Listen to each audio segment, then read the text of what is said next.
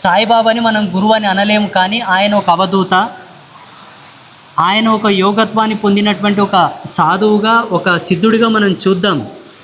దాన్ని ఎవరు కాదనీకే లేదు. అట్లంటే కబీర్ కూడా ఒక కబీరు కానివ్వండి, ఇంకా చాలామంది కూడా మన సనాతన ధర్మంలో ఉండే వాటిని నచ్చి మెచ్చి మన ధర్మంతో కలిసి ఎన్నో అద్భుతాలు చెప్పిపోయిన వాళ్ళు ఉన్నారు చాలామంది. కానీ గురువారం వచ్చిందంటే సాయిబాబా స్టేటస్ ఎందుకు పెడతారు? దత్తాత్రేయుడు ఏం పాపం చేసిండు? దక్షిణామూర్తి ఏం పాపం చేసిండు? సాయిబాబా ఏం ఎక్స్పెరిమెంట్ చేసి ఇచ్చిపోయిండు లోకానికి? ఏ శాస్త్రం రచించి ఇచ్చిపోయిండు? ఏం చేసిపోయిండు సాయిబాబా? ఆయన కొన్ని మహిమలు చూపిండు, కొన్ని లీలలు చూపిండు, అందరినీ వచ్చిన వాళ్ళని చేరదీసిండు. కులమని మతమని భేదం చూపలేదు, అందరినీ మంచిగా చేసిండు, రోగాలు బాగా చేసిండు అనేది నమ్ముతాం, అందరం నమ్మినాం. నేను కూడా నమ్ముతా.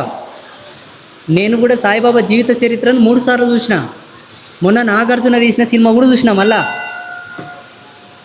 నేను నమ్మంగొద్దనను, పూజించంగొద్దనను, కానీ ప్రాధాన్యత ఏమిటి?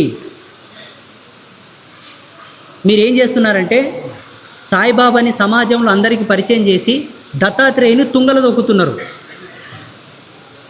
మీరేం చేస్తున్నారు? సాయిబాబాను మాత్రమే హైలైట్ చేస్తూ శ్రీ గురు దక్షిణామూర్తిని కానీ, హయగ్రీవ భగవానుని కానీ, ఇత్యాది గురువులనందరినీ కూడా, వ్యాసుల వారు, వశిష్ఠుడు, విశ్వామిత్రుడు, ఎందరో గురువులు ఉన్నారు, మనకు ఎందరో ఋషులు ఉన్నారు. వీళ్ళందరినీ కనీసం భావితరాలకి ఎవడు పరిచయం చేయాలి? మీరు పెట్టే స్టేటస్లే నీ కొడుకు చూస్తాడు, నీ మనమడు చూస్తాడు. మా తాత ఇతనే స్టేటస్ పెడుతుండని అతనే ప్రమాణం అనుకుంటాడు. నిన్ను ఎవరు మొక్కంగా వద్దనను, నేను పూజ చేయంగా వద్దనను. ప్రాధాన్యత ఏమిటి? ఇది నా ఒక్కరిలో ఉండే ఆవేదన కాదు, భారతదేశం అంతా మొదలైంది ఇది. మన హిందువులలో ఉండే మంచి గుణం ఏంటంటే ఏదన్నా వచ్చినప్పుడు సరే ఉండుకోకని నడవనని వదిలేస్తారు. అది మించుకొచ్చి గొంతుకాడికి వచ్చినాక తిరగబడతారు మనోళ్ళు. మొఘలులతో అదే జరిగింది, బ్రిటిష్ వాళ్ళతో అదే జరిగింది, ఇప్పుడు అదే జరుగుతుంది. ఇప్పుడు యాడున్నోళ్ళంతా చక్కబెట్టుకునిగా మొదలుపెట్టిండ్రు. ఆ విధానాన్ని అనుసరించి రేపు గురు పౌర్ణమి రోజు ఈ 2026వ సంవత్సరం మీరందరూ నా ముందలు ఉన్నారు. వచ్చే సంవత్సరం వచ్చేటోళ్ళు ఎవరో రానోళ్ళు ఎవరో వేరే గురువుతో అనుకోతారులే, తప్పేం లేదు, వెళ్ళొచ్చు. బాగా గుర్తుపెట్టుకోండి, ప్రతి గురు పౌర్ణమికి మీరు వెళ్ళాలనుకుంటే దత్తాత్రేయుని ఆలయానికి వెళ్ళండి. దానివల్ల మీకు ఎన్ని లాభాలు వస్తాయో చతుర్వేదాల సాక్షిగా నేను ప్రమాణాలు చూపిస్తా. ఎందుకంటే ఆత్రేయ ఋషి అత్రి అనసూయలకు పుట్టినటువంటి గొప్ప కులగణగోత్రజుడు. ఆది మధ్యాంతర సమయం నుంచి ఆయనకు మూలాలు ఉన్నాయి. జన్మ పరంపర ప్రకారంగా ప్రమాణాలు చూపిస్తాం. కఠోరమైనటువంటి తపస్సు చేసిన వాడు దత్తాత్రేయుడు. ఆయన అవతారానికి ఒక పరమార్థం ఉంది, ఆయన పుట్టుకకు ఒక పరమార్థం ఉంది. మహా తపస్సులైనటువంటి అత్రి అనసూయలకు పుట్టినటువంటి భగవానుడు ఆయన. అది నమ్మండి. పెద్దలు ఒక మాట అంటారు, యద్గుణం తత్కార్యం. నీవు ఏమి ఇస్తావో అదే పొందుతావంటారు. అటువంటి మహాభగవానుని గుడికి మీరు వెళ్ళినందుకు ఆ పౌర్ణమి యొక్క ఎనర్జీ లెవెల్స్ మీలో యాడ్ అవుతాయి. అనవసరంగా ఎక్కడనో పోయి ఏదో తెచ్చుకునే బదులు మీకు మంచి జరిగే ప్రదేశానికి వెళ్ళమని చెప్తున్నాను. లేదా దక్షిణామూర్తి ఆలయాలు ఉంటే వెళ్ళండి, లేదా సాంప్రదాయికమైనటువంటి పరంపరలో వచ్చే మన గురువుల యొక్క ఆలయాలు చాలా ప్రదేశాల్లో కట్టుకున్నారు, అక్కడ వెళ్ళండి. సాయిబాబా ఆలయానికి వెళ్ళకూడదా? అది మీ ఇష్టం. వెళ్ళొద్దు అని నేను చెప్పను, అది మీ ఇష్టం. సత్యమేమిటో చెప్పడం నా యొక్క జన్మ హక్కు, నా ధర్మం నాకు ఇచ్చింది హక్కు. నేను అనుష్ఠానం చేస్తా కదప్ప. నాకు ఇంతనంతో గురువు వేషం ఉంది, తోడం వేషంగో సిక్కే, ఈ కమ్మలు, ఈ బొట్టు, ఇదంతా నన్ను గురువు కొలిసే వాళ్ళు ఉన్నారు కొంతమంది. పాపం వాళ్ళ నమ్మకం వాళ్ళది.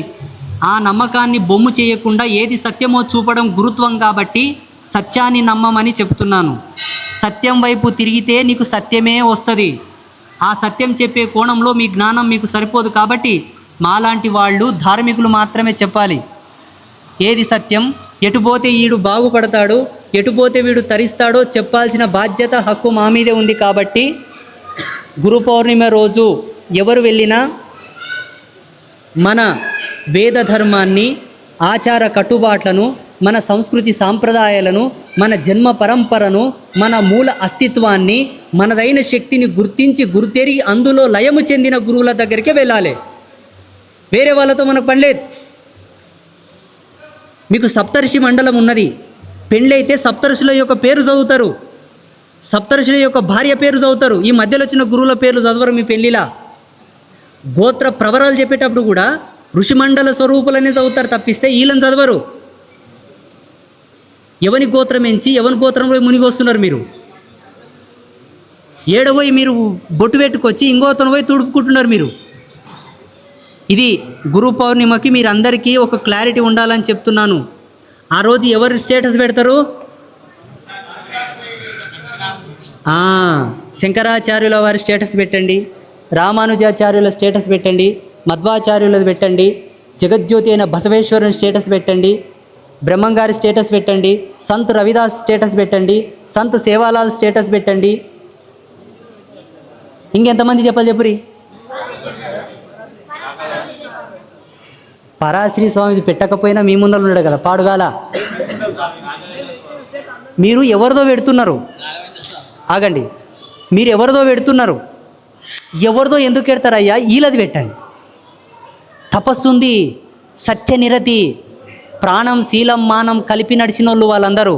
మీకు దీని అర్థం తెలియదు. ప్రాణం శీలం మానం మూడు వేరు వేరు, మూడింటిని కలిపి నడిచినటువంటి యోగులు వాళ్ళు. ఏ మెడిసిన్ వాడితే ఎటువంటి లాభాలు వస్తాయో డాక్టర్ చెప్తాడు. ఎవరిని కొలిస్తే నీ జన్మ బాగుపడుతుందో మేమే చెప్పాలి. ఎవడు చెప్పాడు ఈ ప్రపంచంలో?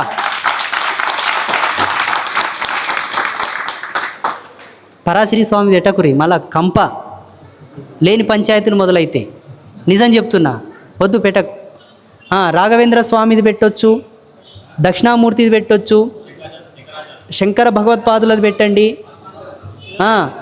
మన గురువులది పెట్టండి, మన గురువులది పెట్టుర్రి. మీకు ఎంతమంది కావాలి, ఎంతమంది కావాలి? ఇవో ఇంకొక మాట చెప్తా, బాగా గుర్తుపెట్టుకోండి. ప్రపంచంలో ఉండే ఏ మతంలో కూడా ఆడపిల్లకు విలువ లేదు. ఆడపిల్ల అంటే ఒక బొమ్మ, ఒక వస్తువు, బానిస. ఒక్క మన ధర్మంలో మాత్రమే ఆదిశక్తిని అన్నింటికన్నా గొప్పదిగా చూపించారు మన ఋషులు. కావాలంటే లలితామాత ఫోటో చూడండి. నవబ్రహ్మలందరూ కింద ఉంటే సృష్టికి ఆది పురుషుడైనటువంటి సదాశివుడు మంచంలాగుంటే ఆ సదాశివుని మీద కూర్చోబెట్టారు రాజరాజేశ్వరిని.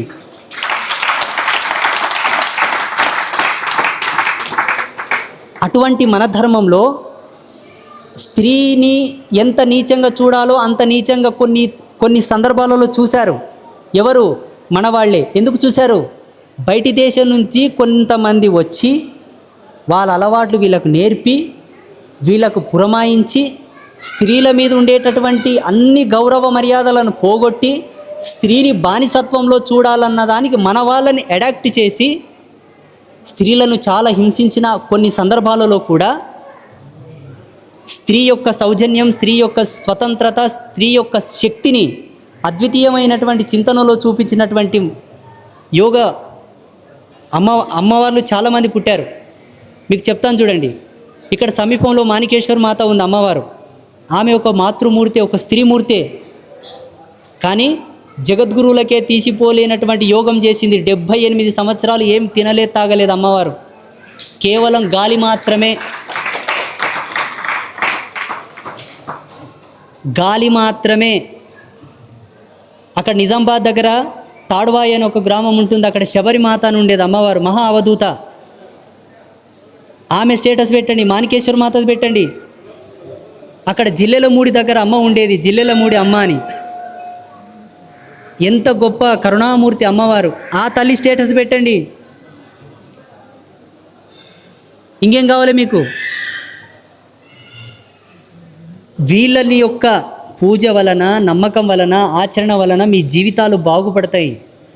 మీరు ఒక 10 రూపాయలు పెట్టి 2 అగరబత్తులు ముట్టించిన దానికన్నా ఇలువ వస్తుంది.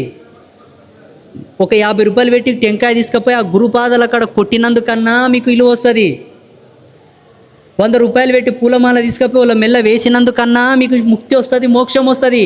ఎందుకంటే వాళ్ళు కూడా ముక్తి మోక్షం సాధించిన వాళ్ళు కదా, వాళ్ళు కూడా త్యాగమూర్తులు కదా, వాళ్ళు కూడా తపోమూర్తులు కదా. ఆ తపస్సే నీకు వస్తుంది కదా. తపస్సుకి ఇంకో పేరేంది? ఐశ్వర్యం. మీకు ఎట్లాగో భక్తి ఉంది, ఆ భక్తిని సత్యం వైపు మరల్చండి అని నా యొక్క మొర. అర్థమైందా? అర్థమైందా? ఇప్పుడు చూడండి, ఆగు. ఈడ ఇన్నోళ్ళకు, ఈ వీడియో చూసేటోళ్ళకి అందరికీ నేను ఇంటర్నల్ సీసీ కెమెరాలు గాలి ద్వారా పంపుతా. గురు పౌర్ణిమకు వేరే గుళ్ళకాడ కనిపించిండ్రా, విత్ సెకండ్లో నాకు తెలుస్తుంది, అప్పుడు చెప్తా మీ సంగతి.